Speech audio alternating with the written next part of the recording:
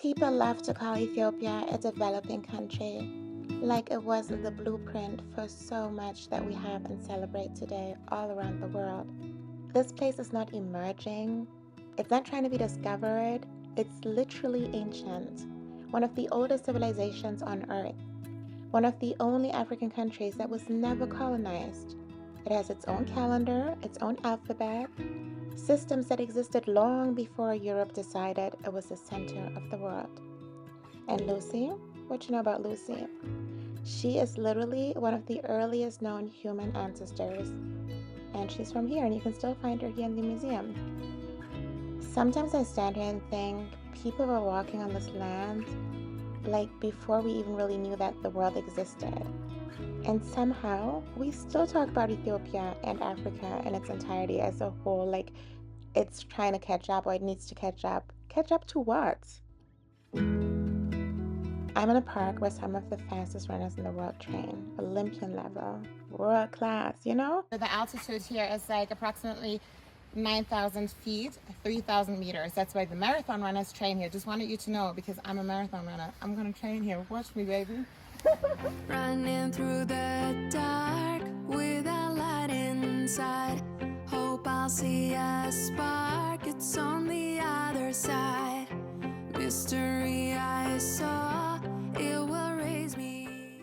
I think Ethiopia confuses people because it's like it can't be put in a box, you know? You have the fastest runners in the world training here, you have ancient history, like we just said, you have fancy malls, you have so much that's like contradicting and somehow still so beautifully melts together. So it's like modern and ancient and spiritual and practical, soft and extremely strong, African without a colonizer's language shaping its soul. Yes, of course there are challenges and I'm not here to deny them, just like everywhere else. However, I don't think we should be reducing an entire country, an entire civilization to struggles, especially because there's so much out there already. But don't get around, we're still going to talk about that. And we're also going to talk about who's responsible for that, so stay tuned for more. Being here reminds me that the world is bigger than the narratives we inherit. Often the stories are written by people who don't look like us. Maybe this is the Ethiopia that you didn't know because nobody ever taught us to really look at Africa and Ethiopia for what it really is. You know, we're all shaped by post-colonialism. Most people don't know this, but Ethiopian coffee is actually organic by default. So many like of the beans grow wild or semi-wild, so there's no like chemical fertilizers. So yeah, coffee is native to Ethiopia. And what I also love is like Ethiopians themselves drink it so much, like at home in cafes. It's not just exported, you know, they actually get to enjoy their own delicious coffee. So it grows really high, and that means it grows like slower, and that makes the flavor more concentrated. That's why I can like taste citrusy, floral, like tea or berries. All right, so they say follow your dreams, and that's what I did right now by getting myself some more Ethiopian coffee. Let's do the taste test. As delicious as every single time I had it. So when you're here, definitely go have this coffee. Actually, any coffee here is amazing. Yeah, hope you enjoy. Cheers. And Jana, if you have not had it, please do yourself a favor and have some. It's so delicious. You may get addicted though. It's actually made out of teff, and that's an ancient grain. So even what you're eating here is like ancient but fitting current trends, you know, like being vegan and healthy and all that good stuff. So tell me in the comments, have you tried Ethiopian food before? Have you been to Ethiopia before? What do you think? Are you inspired now? Tell me everything, please. And before I let you go, let me share a little bit more about my amazing time here. And thanks so much for being here.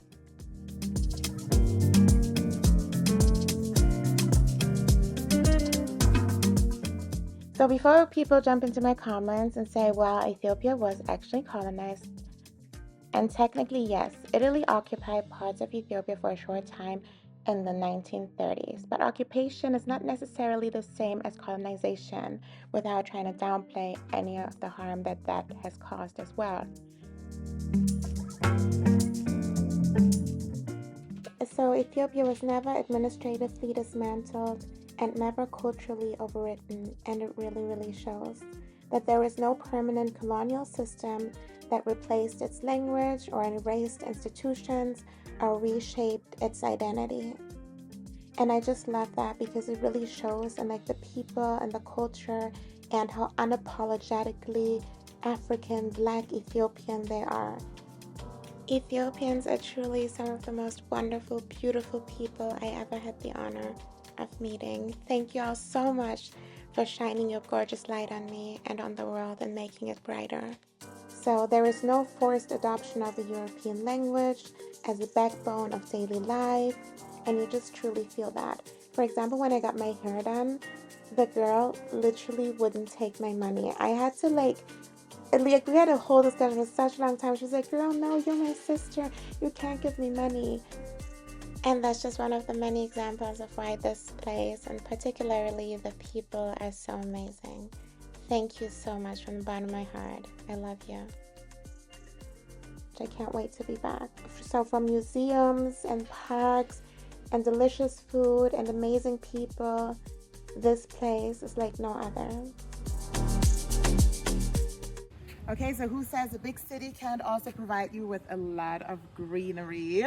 Look at how gorgeous and green it is. We're at Entoto Park right now. Entoto? Sorry. Oh, maybe you can guess who was secretly filming me here, and I'm not gonna tell you what I said. But maybe you can guess. All right, my loves, it's time to leave. However, hopefully I'll be back very soon. I can't wait to see you. Thank you so much for your hospitality. Thank you so much for your warmth and sharing your culture and country with us. I'm just so grateful. See you next time. It's time to say goodbye to beautiful Ethiopia. I definitely fell in love with this amazing country. It's delicious food and of course wonderful people. If you would like me, if you have any tips on where, if you have any tips maybe where to visit next in Ethiopia, if you have any connection to Ethiopia, I'll be very, very happy to hear them. And also, I just appreciate you being here and watching this video, and hopefully you liked it. Please let me know in the comments what you think. I'm definitely not ready to leave Addis, but that's only until next time. So thank you so much. See you later. Bye.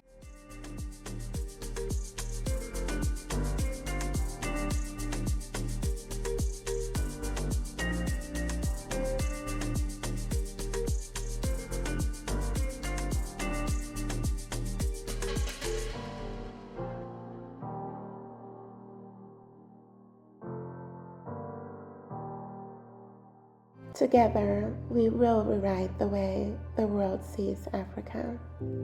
Let's go.